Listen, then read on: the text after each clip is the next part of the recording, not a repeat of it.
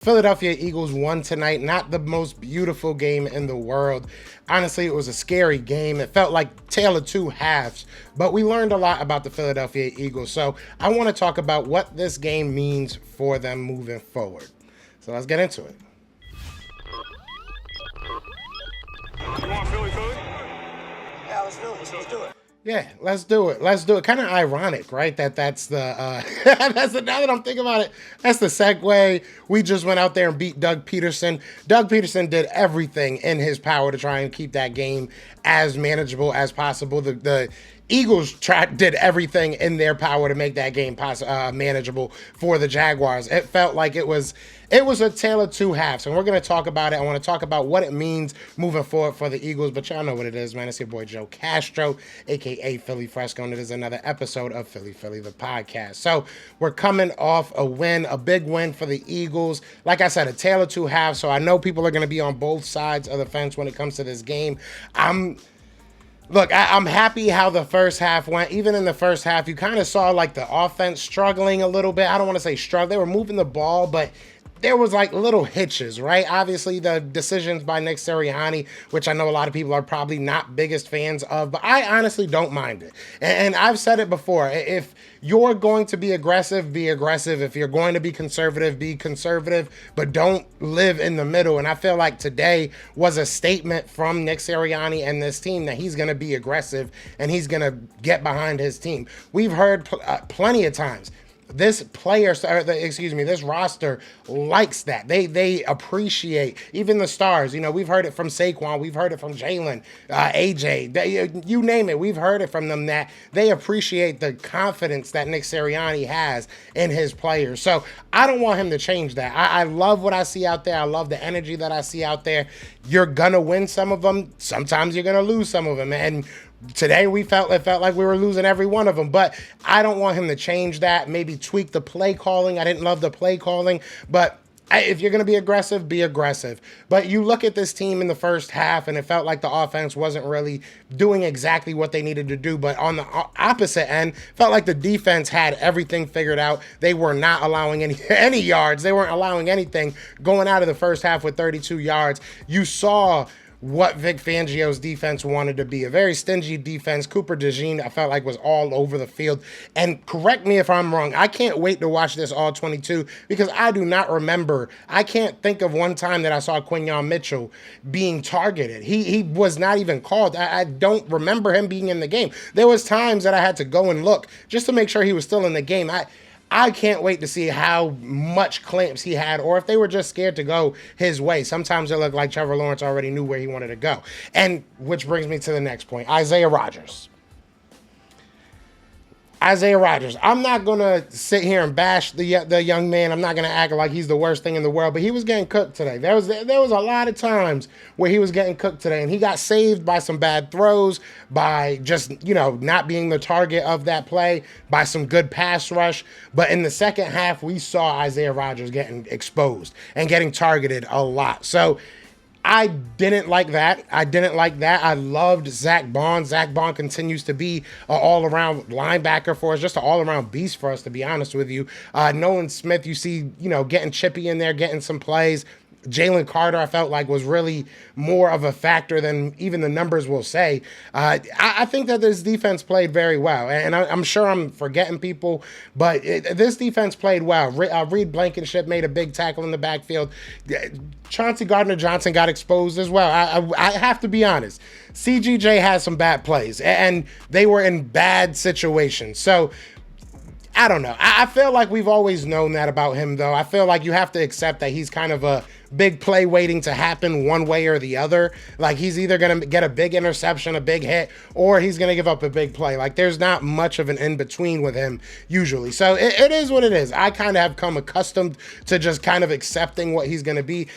The defense was up and down, but I really liked the flashes we saw. Obviously, ending the game on a Nakobe Dean interception was amazing. Shout out to my guy, Nakobe Dean. I've been on the Nakobe Dean train for the past 3 years. This was the first year that I was going to be like, you know what, maybe it's time for me to just shut up for a little bit. But he's showing me, and he's showing a lot of Eagles fans that he is a good player, a very good player, and could be a great player in this league. A lot of athleticism. Really fun watching that kid. But offensively, I do want to kind of talk more about just what I thought. I felt like we were dominant. I really did feel like this offense was dominant, but there was so many mistakes, whether it was a offensive penalty, whether it was, a drop pass, a bad read by Jalen Hurts, holding on the ball too long and getting into a bad third down situation. There was little things that, we were still able to put up a lot of points, and we could have put up a lot more, right? But you look at it, there was just a lot of things that you look at it and you're just like, we got to clean that up. If you clean that up, we're better. We're way better. We're great. Right now we're a very good team. I feel like if you clean a lot of things up on this offensive side, you're great. I do want to give a huge shout out to Jahan Dotson. I want to give I am a Penn State fan, and I've been down talking you, dog. I'm going to be real. But you had issues similar to what the issues you've had in Philadelphia. Either way, he had a huge catch, an amazing catch. Saquon Barkley is an absolute god. I just want to say that. I'm naming my first child Saquon, and my girlfriend might not be cool with that. I don't know. But we're going to talk about it, and it's going to be something that I am bringing to the table as a suggestion. I have never seen anything like that. I have never, ever in my life seen somebody backwards hurdle somebody, and then look right there. I've just never seen that. So, but then the goal that he had, the athleticism he had, the Saquon Barkley-ness he had, to just go ahead and turn right around and just keep on, get 1 or 2 more, 3 more yards. Just a beast. There was a lot of plays that he had that were great. I am pounding the table right now and saying that was a fumble, and that should not have been called a touchdown nor a fumble again. I mean, that was he was down by contact. Excuse me. That was not a fumble.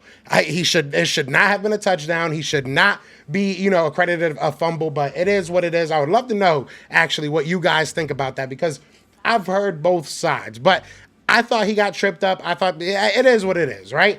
One big thing I do want to say right before we get out of here, because I'm just excited about this game, is losing A.J. Brown. He was out with a knee injury. We don't know what the deal is there, so we're going to have to kind of keep our eye on that with A.J. Brown, see if he's going to be able to come back next week.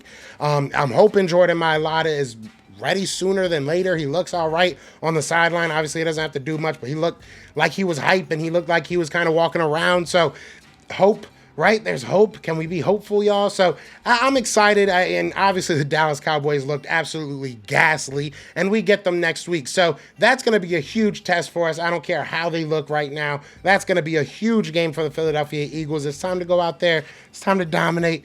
It's time to keep on winning, man. I'm excited about this win. Worried about some things, I'm not going to lie to you, and we're going to get into that over the week, but I'm very excited about this win and just what this says about this team. I feel like this is a gritty team. I feel like this is a team that understands who they need to be, running for over 220 yards, I think 230, something like that. They know who they are. They know who they are, and I'm going to say this, and I'm going to say this tomorrow, might be the title of the video. 2017 is feeling a lot like 2024. Y'all let me know what y'all think. How y'all feeling about this win? How y'all feeling about going into the Cowboys, man? Leave some comments. I'll make videos about the comments. I'm hyped, man. The Eagles know who they are, and I'm happy about that. I am happy about that. So let me know how you guys are feeling. Be sure to hit that like, hit that subscribe, join the family. You know what I'm saying? We're trying to hit 10K before the end of the season. I think we can do that. I think we're only like 3,000 something away. That's not that much. So, share it with your friends, share it with your mama, share it with everybody. Share it with anybody that you know that likes the Eagles, that don't mind a guy with Jerry curls, because I saw the comments. On my video this morning, okay? Y'all could do a lot of things. Tell me I'm wrong. Talk junk about my birds. You ain't gonna talk about my hair. But other than that, y'all know what it is, man. I appreciate y'all so much for tuning in, man. But yeah, it's Fly Eagles Fly, and we out here. Baby, say it with me. Peace! Everywhere, this is for you. Fly Eagles fly. You want the team touchdown. Time to get Jalen this ring. You don't really want to start a thing. This a bird game nation, baby.